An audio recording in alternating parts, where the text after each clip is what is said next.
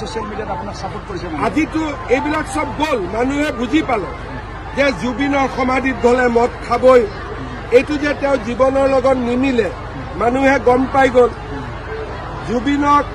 ন্যায় যে অকল বিজেপিয়ে দিব পাৰে তাকো গম পাই গ'ল কালিতো অখিল গগৈ ক'ত আছে কালিতো গোটেই অসমতে অখিল গগৈ কোনেও দেখা নাই কোনোবাই দেখিছে নেকি তেওঁ মুম্বাইত গৈ শাৰদ পাৱাৰক লগ কৰি আছে অখিল গগৈ কিন্তু মইতো লণ্ডনৰ পৰা হলেও জুবিনৰ জন্মদিনত আহিছো কষ্ট কৰি হলেও বিজেপিৰ মেম্বাৰসকলে ব্লাড দিছে আজি এইবোৰ ক'ত গ'ল জাষ্টিছ ফৰ জুবিন বুলি অসমত যিসকলে চিঞৰ বাখৰ কৰি আছিল যোৱাকালি দিনটো তেওঁলোকে কি কৰিলে একাংশ জেনুইন মানুহখিনি কালি ব্লাড দিছে কোনোবাই নাহৰ ফুল ৰুইছে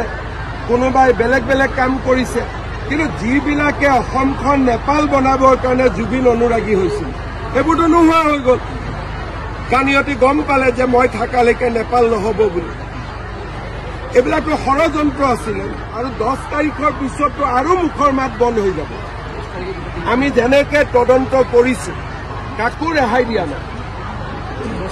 10 তাৰিখৰ আগতে মইতো 8 বুলি ভাবি আছো 8 নহ'লেও 10